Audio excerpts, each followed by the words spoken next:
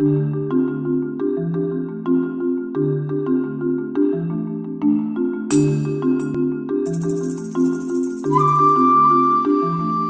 est vrai que le Mali est traditionnellement un pays de migration, il est également reconnu que ces dernières années, la mauvaise pluviométrie, le taux élevé du chômage et le manque d'opportunités contribuent à intensifier le phénomène.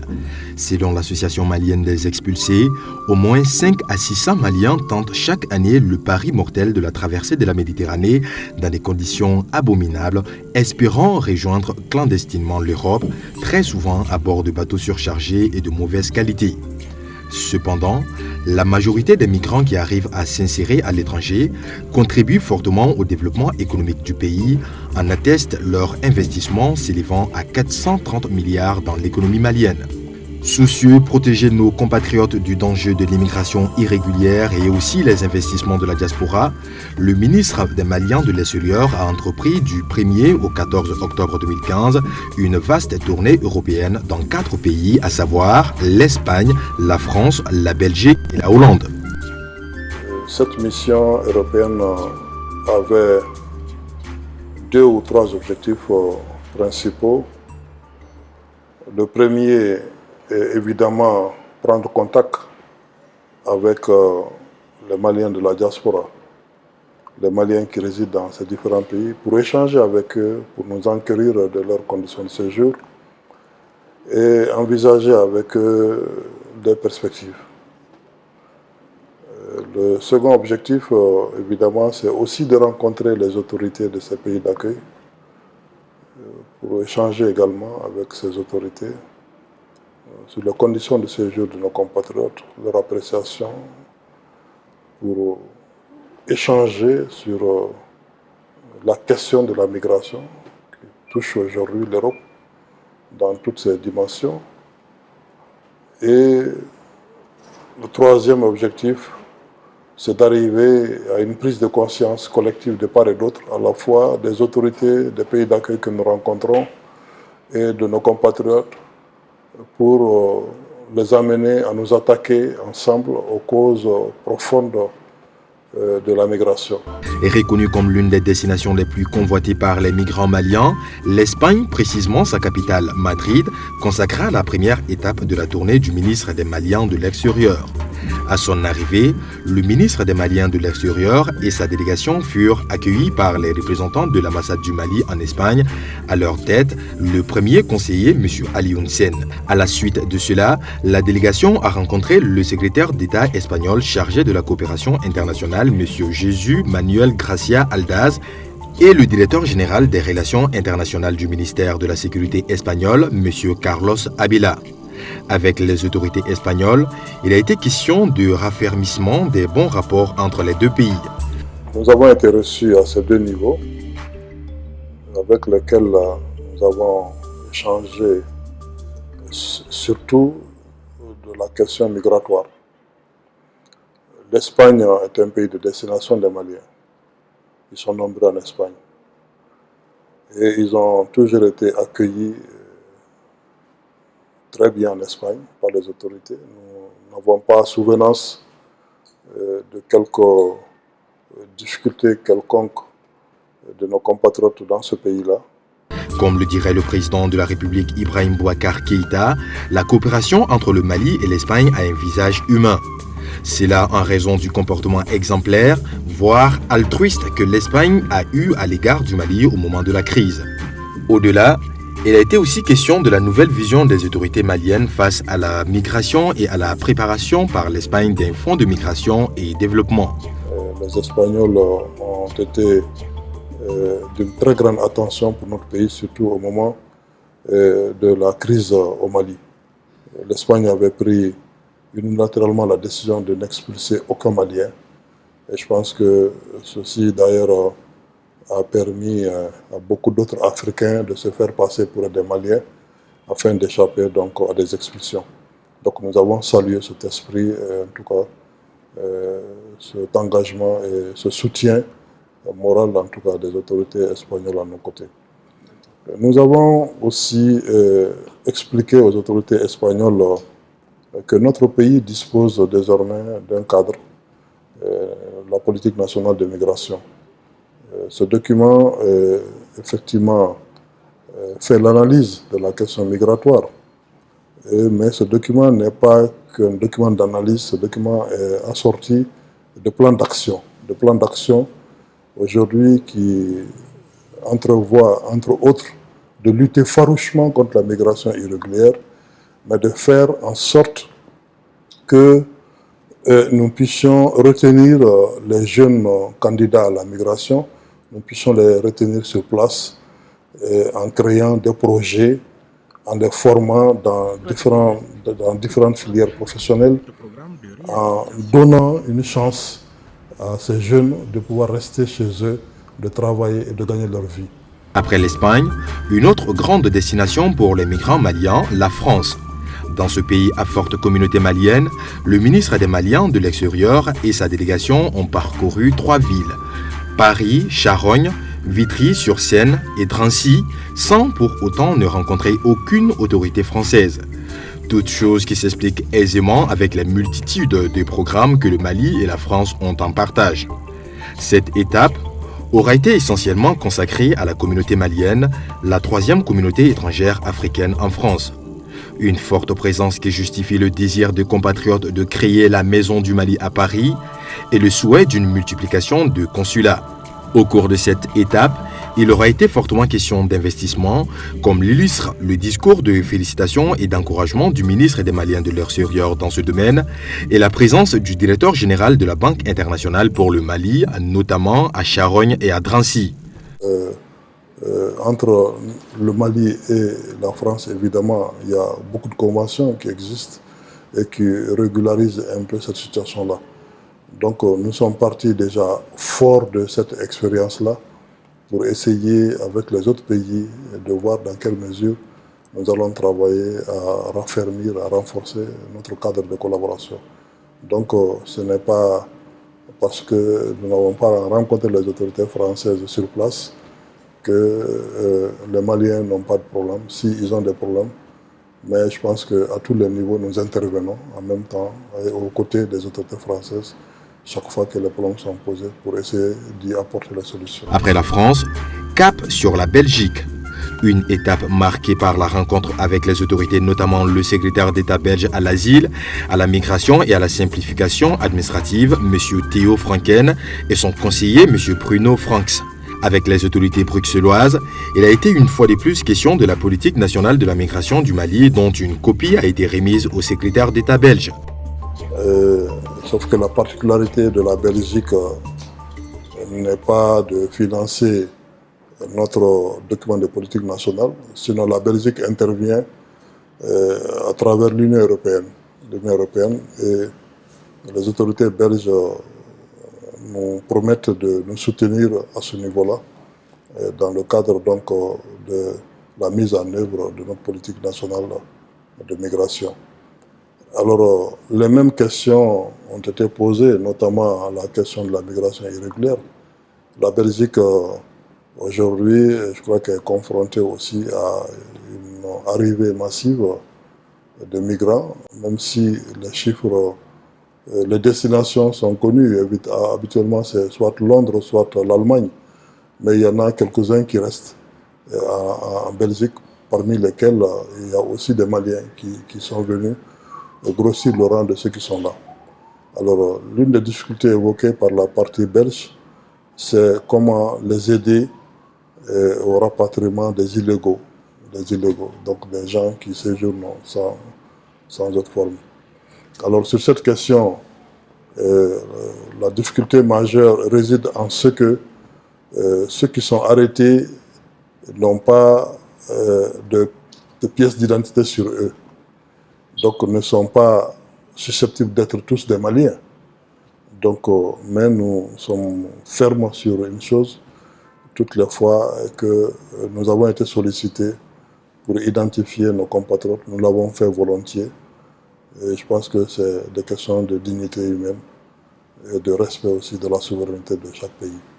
Cette étape aura permis également au ministre des Maliens de l'extérieur de présider le Malian Leadership Initiative 2015, un événement de promotion du leadership, de l'entrepreneuriat et de l'émergence socio-économique du Mali. Un événement organisé par l'agence sénégaloise, dirigée par Madame Binta Sagna, sénégalaise d'origine malienne de cœur, pour magnifier le dynamisme des Maliens de Belgique. Preuve que l'intégration et la solidarité africaine survivent même au-delà du continent.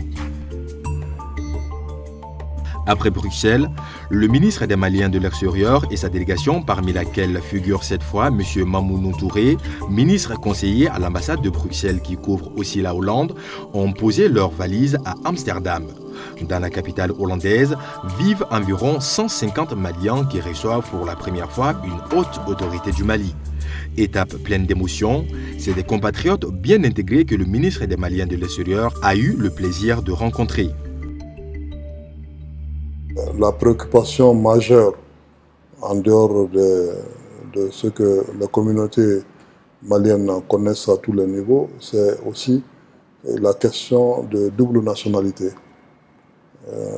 Je pense que la loi hollandaise exige que lorsque vous demandez la nationalité hollandaise, que vous renoncez à votre nationalité d'origine.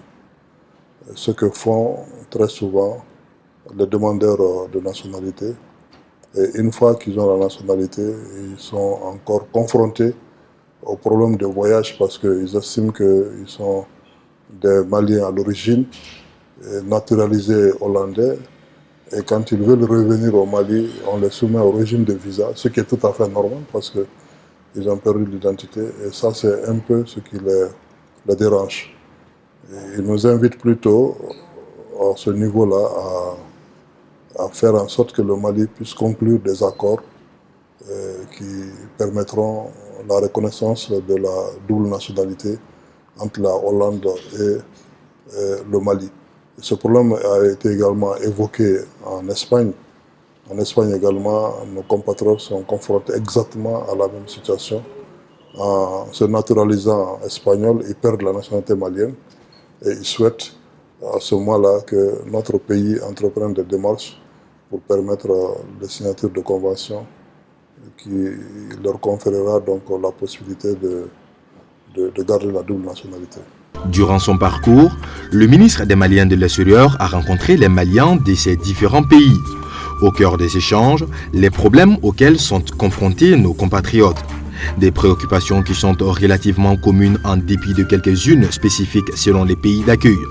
Des problèmes qui ne laissent pas indifférent le ministre des Maliens de l'extérieur. Mieux, il rassure les communautés maliennes sur l'engagement du gouvernement à y trouver des solutions adéquates. Les problèmes sont communs à tous les niveaux.